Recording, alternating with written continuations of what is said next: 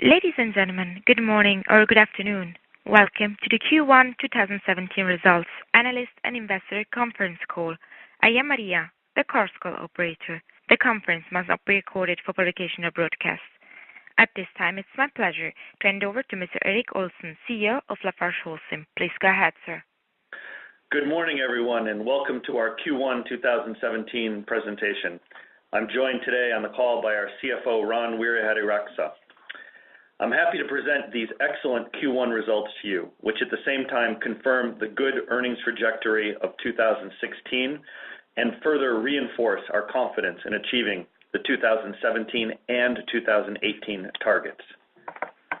These Q1 results get us off to an excellent start for 2017 and mark the fourth consecutive quarter of earnings growth for the company. They demonstrate focused and excellent execution by our teams on our action plans, and they demonstrate the strength of our portfolio. You can see continued pricing strength, improving volume momentum, synergies, and continued strong execution underpinning our results across our portfolio. And it is worth emphasizing that our strong performance overall demonstrates the value of a diverse and balanced portfolio. Leveraging this unique asset was an important factor in our vision for the company, and there is no doubt that it constitutes a real competitive advantage. So, we had a promising start to the year, with notably a strong March, which marks the first meaningful month of activity for the year in Europe and North America. Our like-for-like net sales were up 5.3%. This was supported by favorable and sustained pricing. Volumes improved steadily during the quarter, with momentum picking up during the month of March. We experienced growth across 4 of our 5 regions, which highlight the value of our diverse global footprint that I mentioned earlier. In Asia Pacific, our performance was impacted by continuing challenging conditions in Indonesia and Malaysia. I will touch on our turnaround plans for these markets shortly. One of our demonstrated capabilities is our ability to quickly make changes in challenging markets when required. We have seen a solid increase in our adjusted operating EBITDA, up 15% on a like-for-like basis, despite a higher maintenance activity in Q1 of this year compared to last year. Middle East Africa made, again, a particularly strong contribution to this growth. And here it's important to pick out the outstanding performance of our team in Nigeria. You may recall from our full-year results presentation that we achieved a significant turnaround in Nigeria following many operational challenges in 2016, including the interruption of gas supplies to our key plants. In the first quarter, we have seen sustained price and margin improvements as a result of a turnaround plan based largely on 3 dimensions. First, fuel flexibility, which plays an important role in reducing dependency on gas and fuel oil. Secondly, increasing our clinker capacity with the start of a second kiln line in Calabar in southeast Nigeria with much lower production costs. And third, improved efficiency of our logistics operations to reduce our exposure to the dollar through local sourcing. We also continue to see positive momentum in our margins overall. Although margins in Q1 are always impacted by the timing of maintenance work off of a relatively small base of activity, this trend reflects the positive pricing momentum and the impact of cost reductions, which more than offset cost and energy inflation. We also delivered an improvement in recurring earnings per share. And the disciplined implementation of our strict capital allocation policy continues to yield benefits. We reduced our net debt from 18 billion Swiss francs in Q1 2016 to 15 billion Swiss francs at the end of Q1 2017. This reflects CapEx discipline and cash receipts from divestments, which included the proceeds from Vietnam in Q1. The expected repatriation of the deferred cash on China due to Chinese regulations is making good progress, and we have seen the first millions coming in, and Ron will discuss this in more detail in a moment. Overall, and looking forward, we confirm our guidance for 2017, and there are 5 elements I'd like to point to here. First, the countries we identified that we expect to drive our significant improvement in EBITDA growth in 2017 are all on track. This would include North America, Europe, India, and Nigeria. And I've just mentioned the turnaround in Nigeria, so I won't go through that again. In North America and Europe, which are typically have lower business activity in Q1, they each finished the quarter in March very well. In North America, the U.S. was able to sustain healthy price increases, and the mild winter has underpinned growth in all regions. This bodes well for the steady improvements going forward. In India, the temporary disruption created by demonetization is now completely behind us. Volumes increased by 4% in the first quarter, and the effect of the turnaround plan we talked about last year is fully on track. Looking forward into Q2, we are optimistic about both volumes and pricing in India. In March, we saw volumes up by 13% on the previous year, showing strong demand, including the deferred demand from the period of demonetization. April continued the excellent trend with volumes up and pricing improving as well. Secondly, our approach to pricing continues to deliver additional value. Pricing improvement continued in the quarter with a 1.2% sequential increase over Q4 2016 and more than 5% improvement year on year. Third, synergy delivery is going according to plan. Synergies contributed 94 million Swiss francs in Q1, and we are on track to achieve the target run rate of 400 million Swiss francs for the year. Since the merger, we have delivered cumulative synergies of about 900 million Swiss francs, and we should hit the full 1 billion Swiss franc target at the end of Q2, a year ahead of the initial objective at the time of the merger.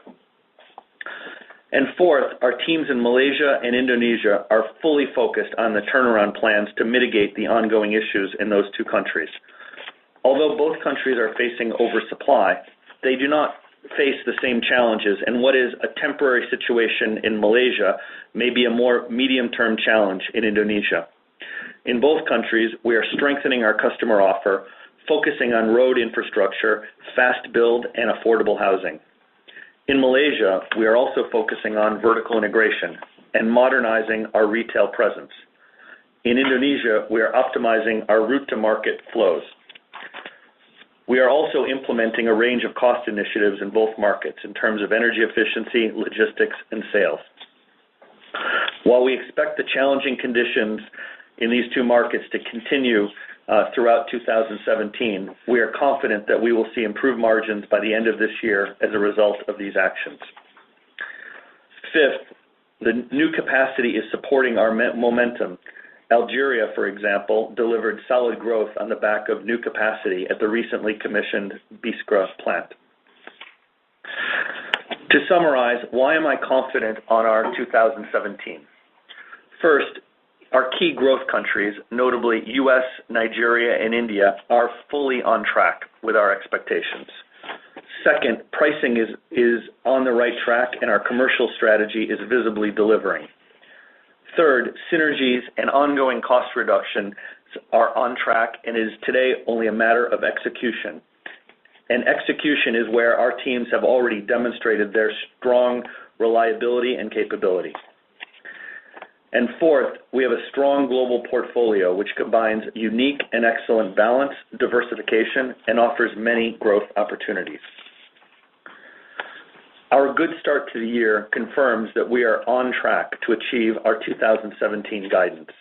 We continue to expect global cement demand to increase between 2% and 4% in the markets where we operate. And we expect to deliver double-digit like-for-like growth in adjusted operating EBITDA over 2016 and also anticipate significant growth in recurring earnings per share.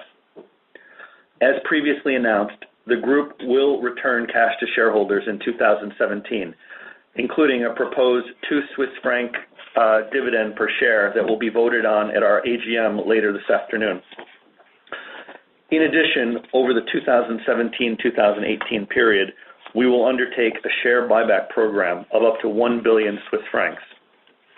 And finally, we will continue to apply strict capital allocation discipline in line with our commitment to a solid investment-grade rating.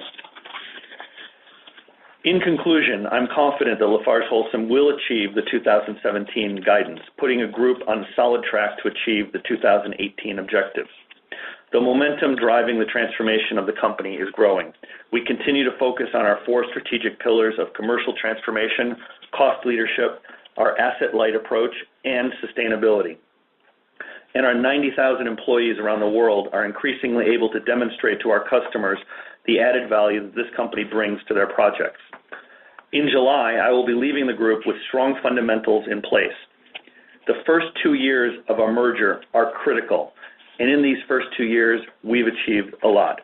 We have merged these 2 great companies, which meant to design and implement the organization, make necessary managerial changes, create a new culture, define our new vision, and align our systems. We have also defined our strategy, laid out a clear strategic roadmap, and the resulting midterm financial targets for 2018. These fundamentals and the quality of our teams underpin today the momentum that is visible in our results, and I would like to thank here our teams for the fantastic job they have done over the past 2 years and that they continue to do every day. Since the merger, we have exceeded expectations and delivered on our commitments. We have implemented a strict capital allocation discipline with a reduction of CapEx, the achievement of our divestment targets, and the reinforcement of our balance sheet structure. We have over-delivered on synergies that are at a run rate today that is close to our 1 billion target, more than a year ahead of our initial objective. Our commercial strategy is clearly defined, implemented, and delivering visible results. And the group is today in a position to start returning cash to shareholders with the increase in dividend to 2 Swiss francs per share that will be voted on today at the AGM, as well as the share buyback program of 1 billion Swiss francs over the next 2 years. The group is in great shape and on track for the coming 18 months with clear action plans in place to deliver on the 2018 targets. I'm highly confident in the ability of our teams to deliver on them, and it is therefore a good time for a transition. Now I will hand it over to Ron to take you through the results in more detail, and we'll come back for questions at the end. Thank you, Eric, and good morning, everyone. I'm on slide 7. Let me start with an overview of our key financial figures in Q1 2017, which marked the 4th consecutive quarter of earnings growth. We continue to focus on pricing, cost control, and CapEx discipline. In the quarter, cement volumes were broadly flat like-for-like, while aggregates were up with a strong end in the month of March. This was supported by 2 extra working days in Europe. This is an encouraging start to the year for the key markets that will further drive earnings growth in 2017. This being said, market conditions remain challenging in Malaysia and Indonesia, 2 markets that represent a limited contribution to our group earnings. We continue to monitor the market development in Egypt, while conditions were difficult in Colombia this quarter. When taking into account the positive pricing contribution, net sales in Q1 were up 5.3% on a like-for-like basis compared to 1 year ago. Our adjusted operating EBITDA was up 14.5% on a like-for-like basis, translating into a 30 basis points increase in margin. Our recurring net income group share improved by 61 million Swiss francs in Q1 2017, and our recurring EPS improved accordingly. We continue to exercise strong CapEx discipline that resulted in net CapEx of 318 million in Q1 2017, down compared to Q1 2016 and in line with our plan. Operating free cash flow was an outflow of 836 million Swiss francs in Q1 versus 618 million negative in Q1 2016, impacted by a different intra-quarter sales pattern versus last year. Finally, net financial debt was 15 billion Swiss francs, down from 18 billion a year ago. It is marginally up compared to year-end 2016, despite the seasonality impact, benefiting from the cash-in of Vietnam. The cash-in from China is gradually materializing. Slide 8. Let me start with the main drivers of the increase in adjusted operating EBITDA in the first quarter. The first point I would like to highlight is that the contribution from volume improved strongly this quarter compared to previous ones. This came on top of a relatively tough comparable base in Q1 2016. The second point is the further benefit from our pricing strategy, which contributed 284 million Swiss francs in Q1, with Nigeria providing a significant share of the improvement. Additionally, the positive contribution from Mexico and US Cement more than compensated pressures seen in Asia Pacific. On a year-on-year basis, prices were up 5.3%, while they grew 1.2% on a sequential basis. The third point is that on the cost side, we were impacted by the inflation on both energy and other cost categories. Overall, inflation accounted for around 230 million Swiss francs, out of which between 60 to 70 million for energy alone, which is consistent with our overall guidance for the full year of 10% energy price increase. The underlying cost inflation was around 3.7%, excluding energy this quarter. Let me remind you that this quarter is particularly sensitive to cost inflation, since a significant part of our Q1 business activity comes from emerging markets which typically reflect higher inflation. China, India, Nigeria, and Indonesia were among the countries that were most impacted by those cost increases. While cost savings could only offset inflation, we expect these contributions to ramp up throughout the year. I would also highlight that Q1 bears the timing impact of stronger maintenance activity this quarter in specific countries like the US, Egypt, and also Europe. Fourth, we continue to make good on our commitment to deliver on our synergies, with an incremental 94 million Swiss francs EBITDA benefit this quarter. Finally, let me add that the like-for-like contribution from joint ventures is now included in our EBITDA in costs and others and accounted for 7 million Swiss francs of the improvement in the quarter. Slide 9. In the first quarter, net sales and adjusted operating EBITDA grew on a like-for-like basis in every region but Asia Pacific. This improvement was mostly driven by positive pricing contribution, as well as stronger volume growth in the second half of March in India, Europe, and North America. Slide 10. Let me now go into our Q1 performance of each region and start with North America, where we improved our adjusted operating EBITDA despite a tough compare with last year.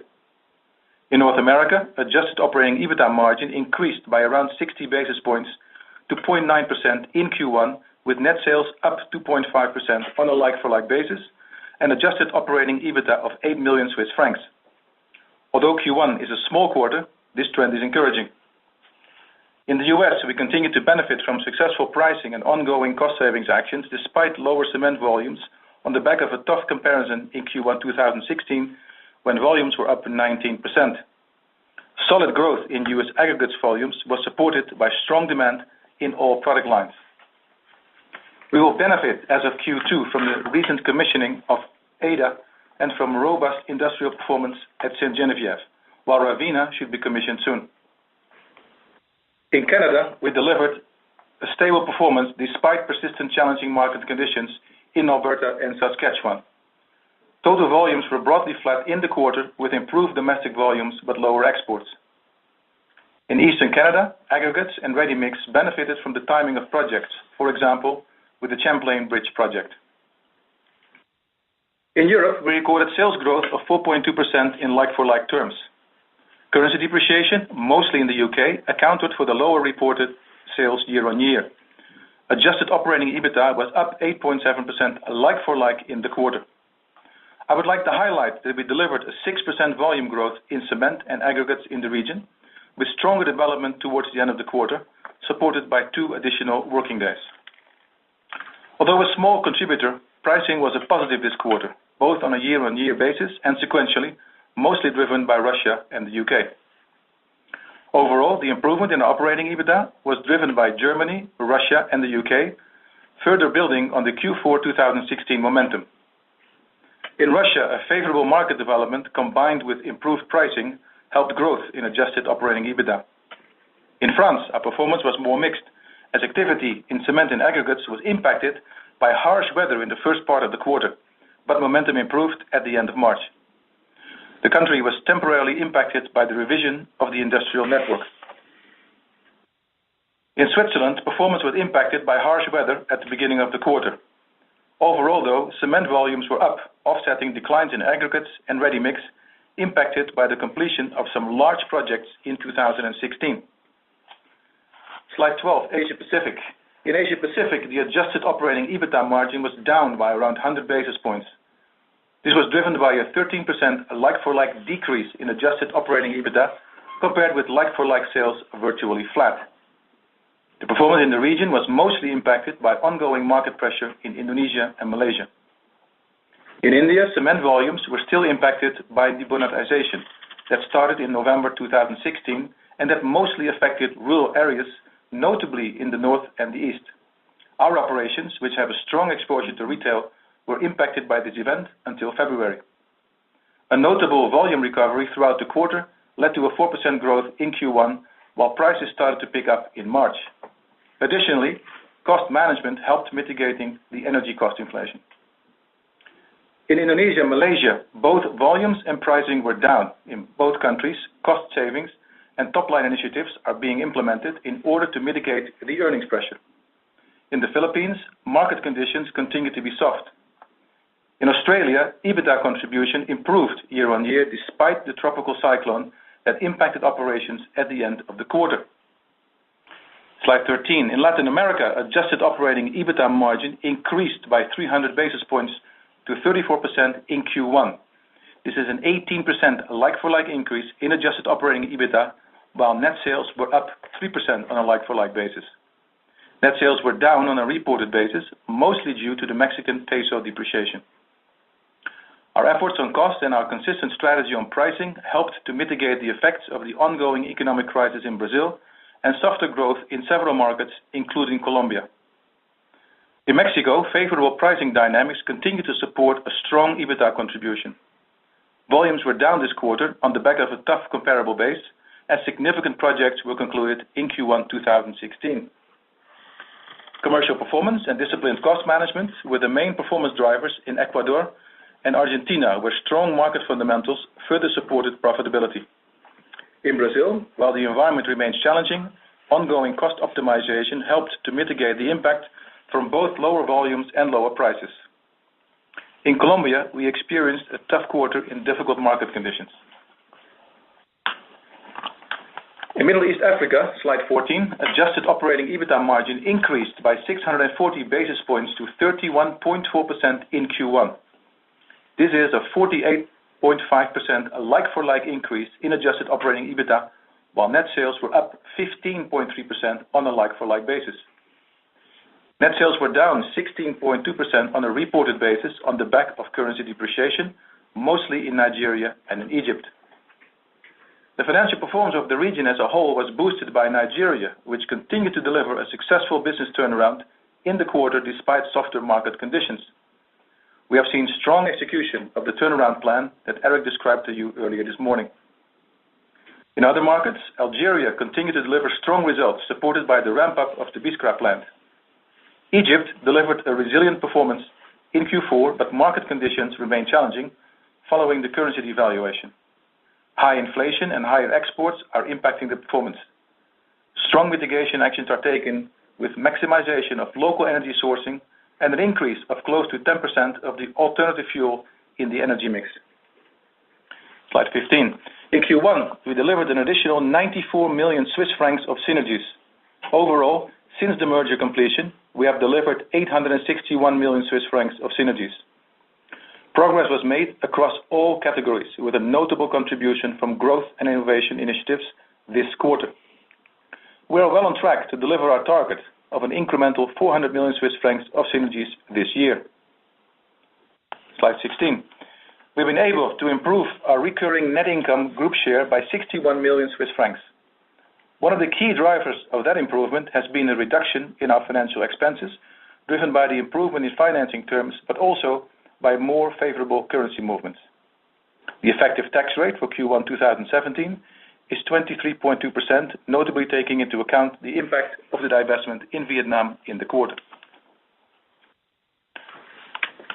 Our operating free cash flow on page 17 resulted in an outflow of 836 million Swiss francs compared to an outflow of 618 million in Q1 2016.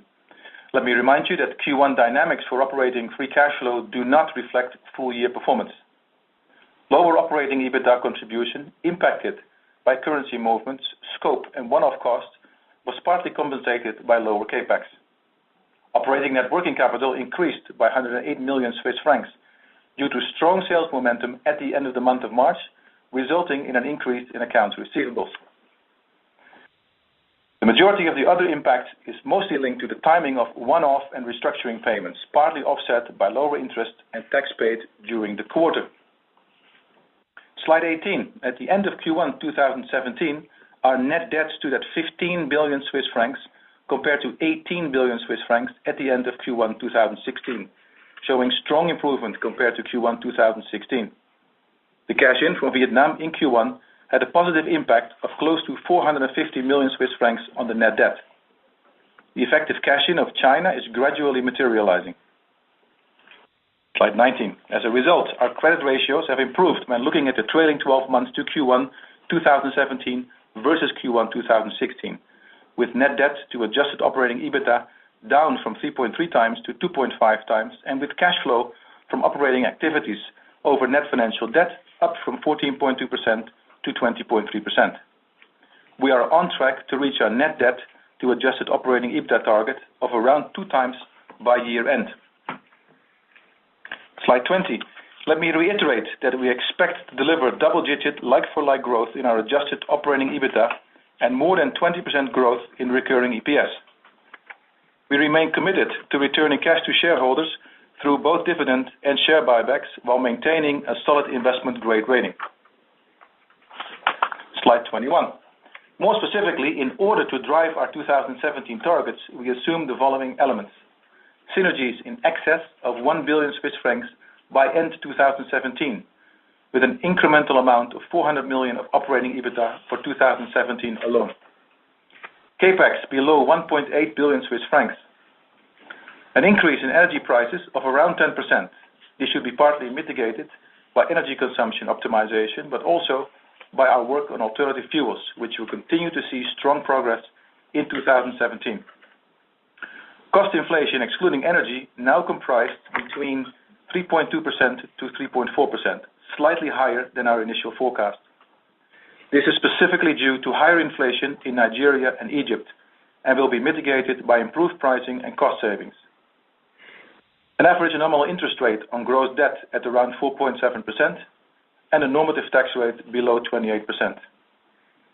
We will now leave the floor open to any questions that you may have. The first question comes from Yves Bromhead, Exane BNP Paribas. Please go ahead. Morning, everyone. Thank you for taking my questions. First question is on Africa Middle East margins. Do you expect the similar trend as you saw in 2016 where margins improved sequentially post Q1? Should that be a realistic scenario for margins for this division this year?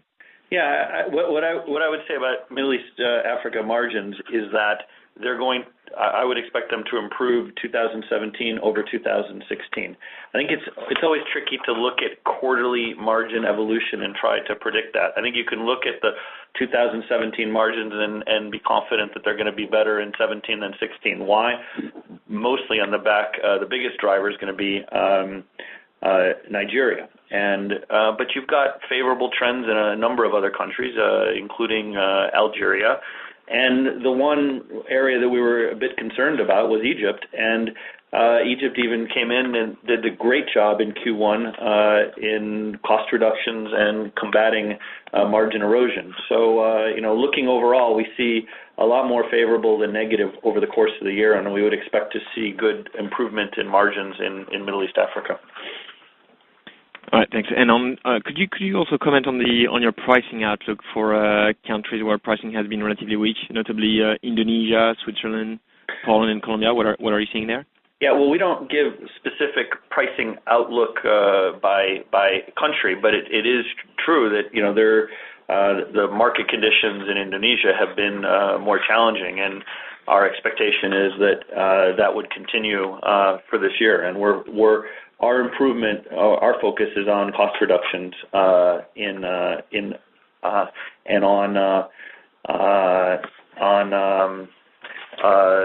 logistics as well. But there's relatively, compared to the last, say, 2 years, we have a lot fewer difficult pricing markets right now, and a handful of our big markets are really favorably oriented from a price standpoint right now. Okay, but are you seeing a shift in trends in terms of pricing getting more positive sequentially, for example, in countries such as Poland and Switzerland recently? I think we're more optimistic on pricing in pricing in Europe in general overall, and that would include Poland and Switzerland. Okay, and last question, if I may, just regarding Asia and the margins in your Asia businesses, do you expect margins to increase for the division for this year, or should they still be impacted by Indonesia and Malaysia? I think you have to separate that between India and non-India. When you mix it together, you've got kind of a picture. I think that the margin outside of India evolution will be more difficult, and I wouldn't expect us to see an improving margin year on year there. We're going to do our best from a cost reduction standpoint and take out costs. India is one of our markets where we expect to see the biggest improvement in EBITDA, and we're very optimistic on what our Indian business is going to deliver in 2017. Great. Thank you very much. Thank you for your questions. Next question comes from Robert Muir, Berenberg Bank. Please go ahead. Morning, everyone. Thanks for taking my questions. 2 questions from me. Just firstly, in terms of the turnaround in Nigeria, could you perhaps give us a figure for the change in the like-for-like EBITDA? Ron, I think you said it was quite significant. It looks like it could be as high as, say, 75 million out of the 110 of total organic. And then is this how we should think? I know there's been variation in the quarterly result there, but is that a sensible sort of run rate organically for the year in that business? And then just looking at Mexico, there's been obviously strong momentum in pricing, both in local currency but also in dollars if you convert it. I think there's some sizable capacity additions coming. I think one line has already been added in that market.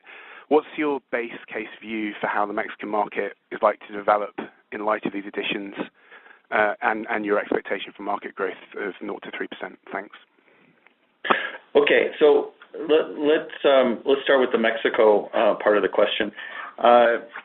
Mexico continues to perform well. We had another good quarter in Mexico, and quite honestly, I'm expecting even better Q2 out of our Mexican business overall, where you have, we haven't seen any real significant tail off in the market, and pricing remains strong, and we continue to execute against our strategy, and it's driving very good results. So I'm relatively confident on our Mexican outlook for the year, and that should be one of the countries that delivers good results for us for the year overall.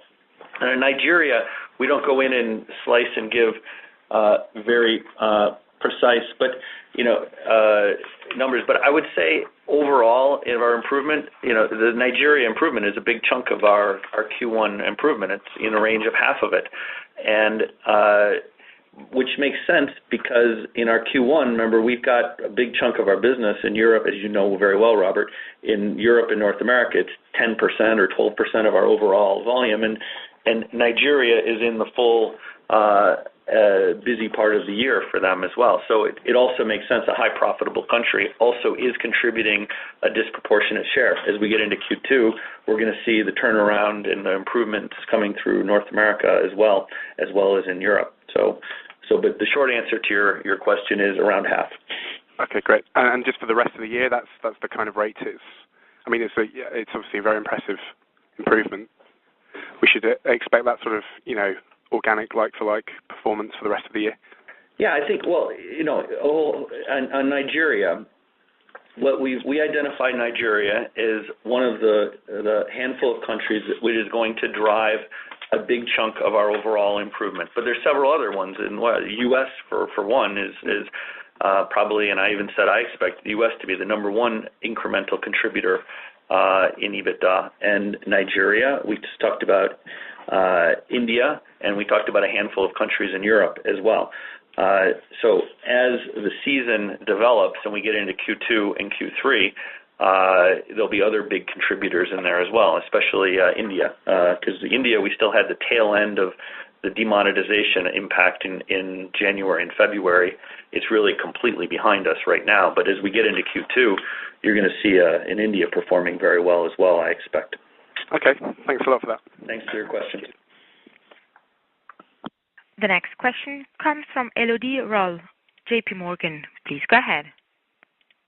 Oh, hi. Good morning, Eric and Ron. 3 questions, if I may. The first one on cost inflation. So we saw your increased guidance from 3.2 to 3.4%, driven by Nigeria and Egypt, I think you said. Can you remind us what the absolute amount of cost base you had in 2016, excluding energy, please? Second question on Philippines. Looks like it was weak. You pointed out weakness and targeting actions in Malaysia and Indonesia. Are you also taking some specific actions in the Philippines, please? And my third question, if I may, Eric, on your succession plans, are you looking internally only, or are you also conducting an external search? Can you give us a bit more color on that, if you can? Thank you. Okay, thanks for the questions. Why don't we'll start with the cost-based question. Ron, can you respond to the cost-based one? Yeah. So what we had said is there would be 3% of cost inflation on the cost excluding energy. There was 10% for energy price increases, as you recall. Now energy is 15% of our cost, so that means 3% on 85% of our cost base, which is around 21 to 22 billion. Okay, thank you. Thanks, Ron. And then on the Philippines question, so yeah, you're right. We did experience in Q1 more challenging conditions, nothing like in Indonesia or Malaysia, but incrementally more challenging conditions in the Philippines. What we're doing is we're refocusing on our commercial strategy, looking to better segment the market, like what we've done in many other countries, and we expect the Philippines to be able to deliver a good year in 2017. We're not expecting the Philippines to be a big, difficult market for the year. However, it isn't a market that is overperforming right now for us. And then, Elodie, for your question on the succession, it's not really for me to comment on the succession plan. There's a process in place led by the board, and it's not for me to comment on the specifics of that. So thank you very much for the questions, Elodie. Okay, thanks. The next question comes from Robert Gardiner from Davy. Please go ahead. Good morning, gentlemen. 2 for me as well. I was just wondering if you could just perhaps run us through your additional capex. You've flagged a number of projects there. You mentioned Algeria and Nigeria. So if you could give some indication in terms of the additional EBITDA contribution you expect this year, and what really kind of ramps up or comes online this year. And then secondly, maybe if Ron could give us some of the numbers he's previously given us around impacts on 2017 of things like FX, scope, and once-off costs. Thanks.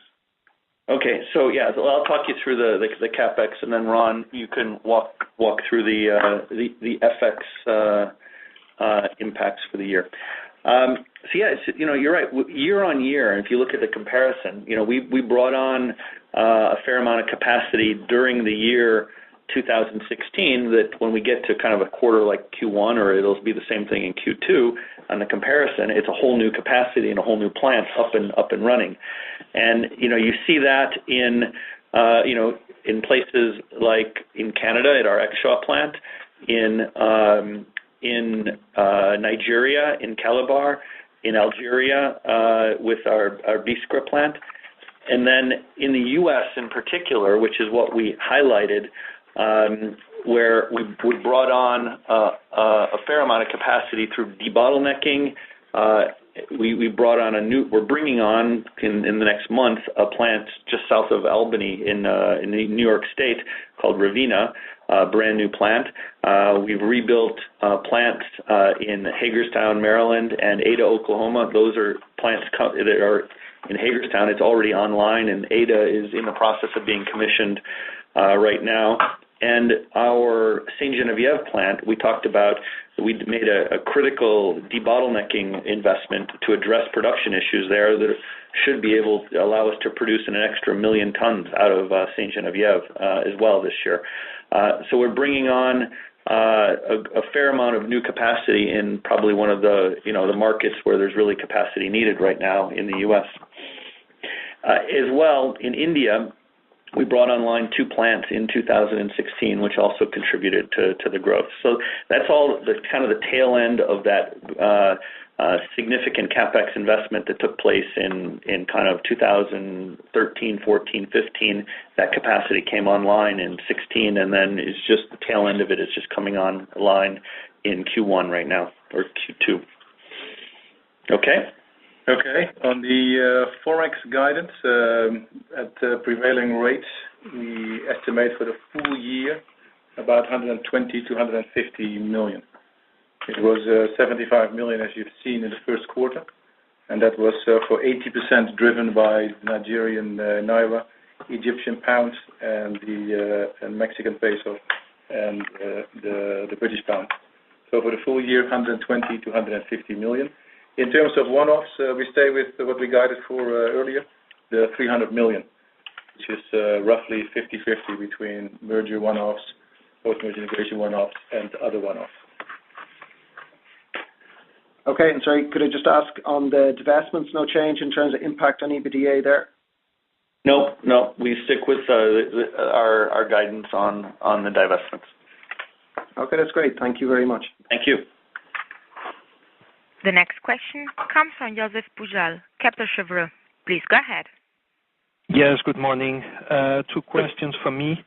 The first one is on the prices. There is a very significant positive effect coming from Nigeria and Mexico, and I was asking myself if you could take those 2 effects out, because my question is what would be the bridge in that case. We saw that in Q1 price increases offset by more than 70 million the cost increases, but clearly Nigeria and Mexico had a massive positive effect. So my question is, excluding those 2, what I would consider exceptional markets, are you offsetting cost inflation through price increases? My second question is on the one-offs to go from the EBITDA to the adjusted EBITDA. They were up from 50 to 96 million Swiss francs. Could you give a little bit more detail on that? Is it merger related, which would be surprising to me after 18 months of merger, or is there other areas which generated one-offs, and which ones? Thank you. Okay, thanks, Joseph, for the question. I'll take the price one. Maybe you can talk to the one-off question, Joseph's one-off question. So you're right that Nigeria certainly is a big piece of the overall price story, but also it is in cost too. So it's hard to disassociate just the price piece without the overall cost piece of the story. You've got high inflation. We even increased our overall group inflation estimate overall because in part of inflation in Nigeria as well. So it's a little bit hard to isolate just one piece of that equation and not compare it overall. As I've said, we're confident in our 2017 assumptions around earnings improvement in a number of markets. Part of which is a price story in the markets that we've talked about repeatedly. So So my answer is, overall as a group, I believe we will offset our inflation with our price increases for the year. And if anything, after following these Q1 results, I'm even more confident. I was confident going in, and I'm even more confident after looking at these Q1 results and our ability to be able to do that. But I wouldn't start trying to sub-segment out just a couple countries just on price, but then not adjusting the cost piece of that overall. And then Ron, on the one-offs? Yeah, so the one-offs for the quarter were 96 million. In Q1 2017, 31 million was for implementation costs, and 66 million was restructuring and other one-offs not related to the merger. And as said, we expect that to be a total of 300 million for the full year. Now, you said it would be surprising, but there's still some implementation going on, post-merger, particularly in the area of IT and other infrastructure where we have ongoing projects, and this takes typically, somewhat longer. Implementing SAP globally is a roadmap that will take another 1.5 years. Okay, thank you. Thank you. Next question comes from Nabil Ahmed, Barclays. Please go ahead. Yeah, good morning, gentlemen. 3 questions, actually 3 follow-up on details from me. The first one, I believe you mentioned that you had extra maintenance cost in Q1, especially compared to last year. I was wondering if you can quantify that, how much impact on your Q1 EBITDA performance it had. Second question on depreciations, surprisingly flat in Q1 despite the Forex and the change in scope. Could you explain? And finally, on the China disposals, could you come back on when do you expect the proceeds to be fully paid off, and what's the consideration amount?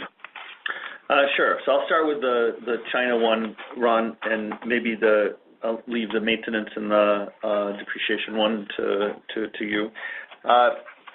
So our expectation is in 2017, and probably more towards the second half of 2017 overall. But there's various parts of that complex deal and various steps of that complex deal, but our expectation is in 2017.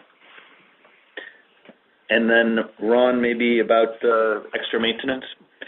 Yeah, there was extra maintenance cost and somewhat of an inventory movement related to that. Yeah. This was in the tens of millions, but not hugely significant for the full quarter, although it made an impact, as we said. You asked about depreciation. Depreciation is an ongoing flat for the quarter compared to last year in the same quarter, and not so much subjected by the Forex movement. Okay. And sorry, Eric, how much cash in would you expect from China? In the range of 300 to 400 million. Okay. Thanks a lot. All right. And then below the maintenance impact is the timing. Ron's right. It's not a significant amount, but in the context of Q1, where the amounts are comparatively low, it is a meaningful amount, but it's something that reverses over the course of the year. But it's in the range of 40 million. Okay, that's clear. Thanks. The next question comes from John Messenger, Redburn. Please go ahead. Hi, good morning.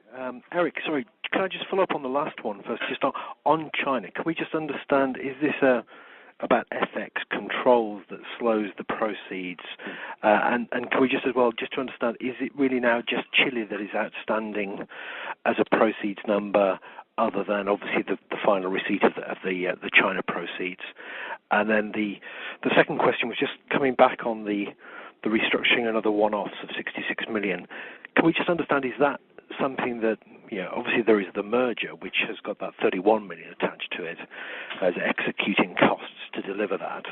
But of the other 66, should we be looking at that as something that's kind of going to disappear over time, or is this really more about ongoing kind of one-offs in something of this size of group that we should be anticipating as an ongoing kind of feature? Yeah. So let's come back to China. I understand the confusion because there's two elements about China. This one is the deal that we concluded in 2016 and received the cash for in December. That cash was classified, was restricted as almost as a receivable on our balance sheet. It wasn't included in our net debt calculation. And because we weren't able to bring the cash out of China in Q1, and I mean there was 5 million or something I think that was brought out so it's more a reclass between receivable basically and cash, and that during the course of Q2 we would expect that reclass to be completed, which will then have an impact on our net debt calculation. In addition, there's the last step of the China deal to be executed, which would generate additional proceeds of 300 to 400 million. Okay, so they're two separate things. Is that the Huaxin transaction, Eric? Just to be clear, that's the separate sale to the associate, effectively. No, it's not. It's not disclosed who or what that would be to. That's just additional. That's an additional step of the transaction. There were assets that were sold in 2016 to Huaxin. We talked about this last year. Those were the Yunnan assets that were sold and acquired by our subsidiary in China, Huaxin, and that's the assets you're talking about. But that deal was done in 2016. That's all done, right? Yeah. Proceeds clear. Yeah, gotcha. Okay, and then just on your second question, maybe Ron, you can comment on it. But just globally, one-off means one-off, John, and it's not something that is recurring one-off. These are specific projects that go away, exactly as you said, and they're not some kind of a recurring nature or anything like that. But if you're taking actions to restructure an operation or doing something that is a unique, non-recurring item, we have very strict rules around that. We classify it as accordingly. But it is not a recurring number at all. And Ron, I don't know if you'd like to comment further on that. No. The interesting thing is that if you do it by country, it's non-recurring. If you do it for the group, there's a recurring element in it because we have many countries. I think that's the way to look upon it. So the 66 million, it will go a bit down, but there will be an element ongoing of some sort of restructuring. Okay. Thank you very much. The next question comes from Gregor Kuglitsch from UBS. Please go ahead. Hi. Good morning. I've got a question just to summarize on the disposal proceeds. So can you confirm you still expect 1.5 billion to be cashed in, or net debt reduction impact from disposals you've already executed at this stage, and that includes the entirety of China, so excluding, I suppose, including a disposal that hasn't really sort of been concluded yet, because my understanding is the second tranche hasn't actually been sold. That's the first question. The second question is just on your net debt guidance. You're sticking to the sort of around 2 times, but obviously the EBITDA definition is slightly changed. So has your view of the sort of forecast 2017 net debt changed, or is it really around the edges there? Thank you. So to start with the latter one, no, it's really around the edges. So we're comfortable that with the guidance we will come to the ratio of around 2 that we guided for. No, just let me reassure you, no definition has changed in any regard. Your question on the divestment, we're working on further opportunities. You have seen that we have announced about 4.4 billion in total of enterprise value on these divestments. So far, there are a number of levers or areas that we're looking at to complete a part of that, the rest of what we need to be doing. And yes, the China proceeds will flow in mostly, in Q2 and a little bit in Q3, I believe. Okay, thank you. Yeah, thank you. The next question comes from Andrew Fraser, HSBC. Please go ahead. Yes, it's John Fraser Andrews. My three questions, please, are firstly, in India, Eric, you referred to a 13% volume increase. Can you say if that was anticipating any price rise that may have happened in April, and what was that? The second question is in Europe. You referred to a volume pickup in March. And if I look at slide 32, there's some very strong increases in volume in Germany, Italy, Russia, and Spain. Perhaps you could explain some of those and your volume outlook in Europe. And my third and final question, and this may be something Ron would like to comment on as well, but what reassurance can you provide that the strategic plan that's been put in place in the last 2 years will continue in the coming years? Thank you. Okay, so let me take each one of those, John. So first of all, in India, we mentioned a 13% volume increase in March, and yes, there's a strong price increase that went in place. I won't get too specific on it, but there was a very strong movement in price in April, and things over the next couple of months are looking very good, really through the monsoon season. I can tell you the volume increase was at a similar level, if not higher, in April.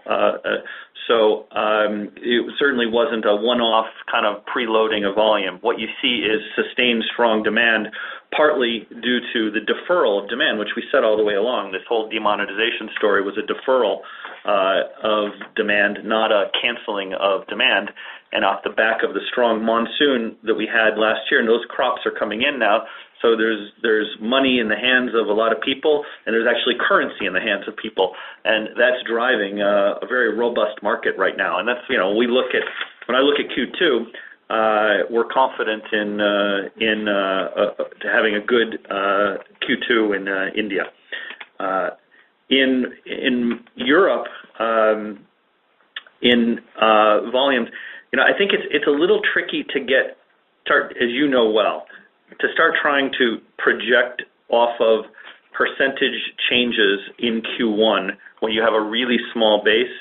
And I've always said that, looking at the U.S. or European results in Q1, always whether it's good or bad, and then trying to project off of that data point is really highly unreliable way to do it, especially in the markets you were mentioning, Germany and Russia and Poland, where a good part of that Q1 there's 5 feet of snow on the ground. So what we see is a decent volume outlook consistent with what we've said, but it's not like, given the strong March that we saw in a lot of these markets, that we would change our volume outlook for the year. It confirms we're comfortable with the volume outlook we gave, but I wouldn't raise it based on that Q1. And then reassurance on I can reassure. We've had this discussion very explicitly, and the company is absolutely committed to the strategy, the strategic pillars, the focus on capital allocation, the focus on returning cash to shareholders. And this is a strategy that is not just me. This is a strategy with total alignment with the board, and even our chairman, Beat Hess, sent out a note to employees last week, re-emphasizing the commitment and focus on the strategy going forward. So yes, I can assure you that the key elements of the strategy will remain in place. Thank you. Thanks, John. The next question comes from Arnaud Lehmann from Bank of America. Please go ahead. Thank you. Good morning, gentlemen. Arnaud Lehmann, Bank of America. Two questions, if I may, which are more follow-ups. Firstly, you deliver on pricing, but overall your volumes in cement in the first quarter were stable. So you seem to be potentially losing some market shares in some market, or you seem ready to do that. Is there a risk that you might slightly underperform your volume guidance, your 2 to 4% for the full year? Could you end up slightly lower than that? That's my first question. And my second question for Eric, the numbers are coming up. There's good growth in profits for the last few quarters, and it was said that you have no responsibility or knowledge of the Syria situation. So why did you resign? Okay. Well, let's start with the volume question there first. See, Arnaud, I think we will absolutely be in the 2 to 4% range for the year.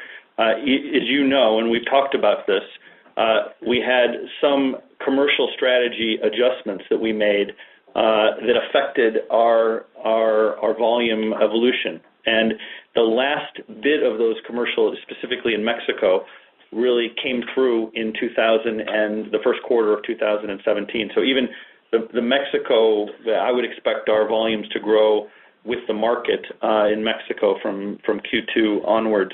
And other than that adjustment, I would expect us to maintain or slightly grow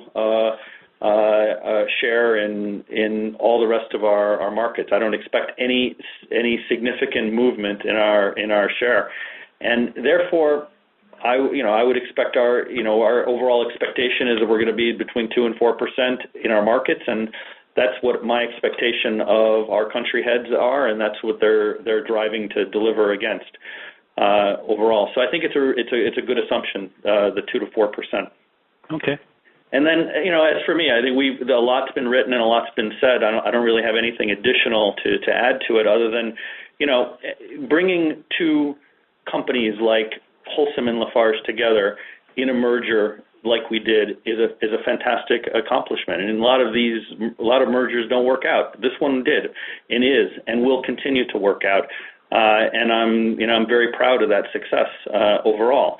As I said last week, there were some tensions that arose as a result of the most recent period, and what I thought was the right thing to do for me and for the company is to turn the page exactly at the 2-year mark, which I chose July 15th because it's the exact date 2 years in, and it's 2 years of bringing these two companies together and setting them on the right track for success going forward.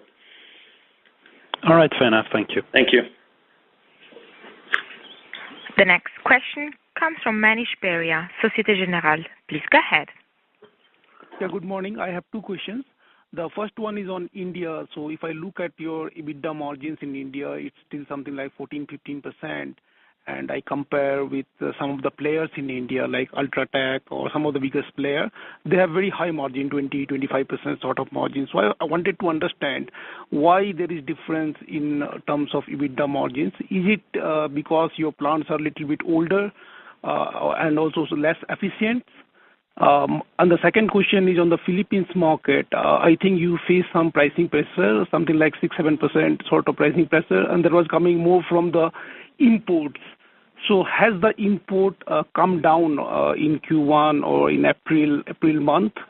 And also wanted to understand, so who owns the ports? I mean, I think the existing player owns the port. So why are you allowing, to come imports from outside?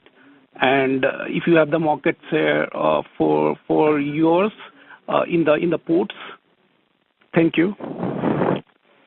Okay. So a question on India and a question on the Philippines. So let's start with India. Your question's a more macro several-year question. And in fact, if you look in the recent period, the team's done a good job narrowing the margin gap. And you're right, several years ago, we started a trend where the margins between our businesses in India and the competitors started to widen, and we lost ground in a margin standpoint.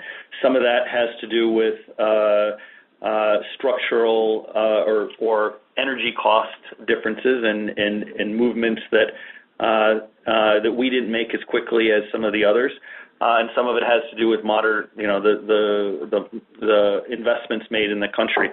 Our teams believe they will and can narrow that gap and drive margins equivalent to the competitors, and that's part of our turnaround plan that's in place. And that's certainly the target that our teams are working against overall. So, we will continue, and that's one of the things we benchmark very closely and benchmark our progress. But my expectation of those teams, and I know their expectations of what they're driving towards, is to narrow that gap. But when you look at the overall EBITDA improvement in India that we would expect, this is going to be one of our strongest contributing markets incrementally in 2017 and in 2018. And then in Philippines, you mentioned that there's some additional competitive pressures, and that happens in markets. There's competition, and what our focus is on strengthening our competitive offer into different segments and making sure that we're offering better value to the customers in India. And that's, as I mentioned earlier, the real focus and priority for the team in Philippines is exactly that. It's focusing on strengthening their commercial offer, and I see already some improvements that will start to come through in 2017. So thanks for the question. The next question comes from Eric Lemarie. Brian Garnier, please go ahead. Hello, good morning, Eric Lemarie from Brian Garnier. Thanks for taking my question. I've got three, actually. First, in India, what about a merger between ACC and Ambuja? We can read some comments in the press, but I don't know if you have already made any comment on this possible merger. I've got a second question on synergies. Should we expect some further incremental synergy next year in 2018?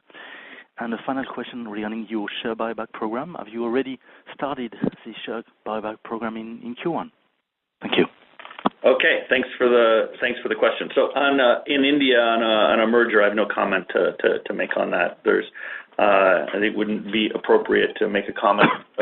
The two companies in question are both publicly traded companies, and it's not for me to make a comment on that. Secondly, on synergies, do we expect more synergies in 2018? Yes, the answer is. But let me qualify that and even kind of reinforce an important point. There's a timing effect here. In fact, we're at a run rate today, just because in the course of last year, the 638 million of synergies that we delivered last year, they incrementally happened during the year. So even if we stopped implementing new synergies right now, we'll end up with more than 1 billion of synergies right now here today. Now, that is the same thing as we continue to implement synergy programs during the course of 2017. The full year effect of that will impact us in 2018. But when we get into 2018 and beyond, what's a synergy and what's just good business cost reduction actions starts to get a little blended. So we may rethink how and what we do to track that. But certainly in our business, initiatives to reduce costs aggressively are an important element of success and an important element of improving margins as well. So I think that's more to be articulated later this year. But just the actions being put in place in 2017 will certainly bear full year fruit in 2018. And then the share buyback, the specific answer is no. In Q1 we didn't. But all that will be disclosed when we begin that. Okay. Okay. Thank you. Thank you for your questions. The next question comes from Bernd Pomrehn, Bank Vontobel. Please go ahead. Yes, good morning, gentlemen. In the last days, we saw, unfortunately, some severe flooding in Missouri. I understand that water levels are still expected to rise in the southeast Missouri towns like St. Genevieve. What potential impact do we expect for your plant? What potential impact for demand do we expect into the second quarter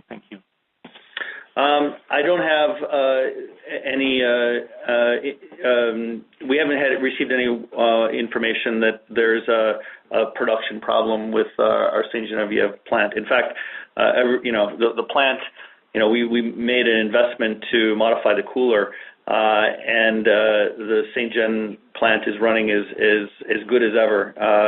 The recent flooding there, I don't expect it to be a significant impact on our Q2 results. Okay, thank you. Thanks a lot. And we'll stop there. I'd like to thank you all for your questions, and we'll look forward to connecting at a later time. So thank you very much, and we'll speak to you soon. Bye. Ladies and gentlemen, the conference is now over. Thank you for choosing Chorus Call, and thank you for participating in a conference. You may now disconnect your lines. Goodbye.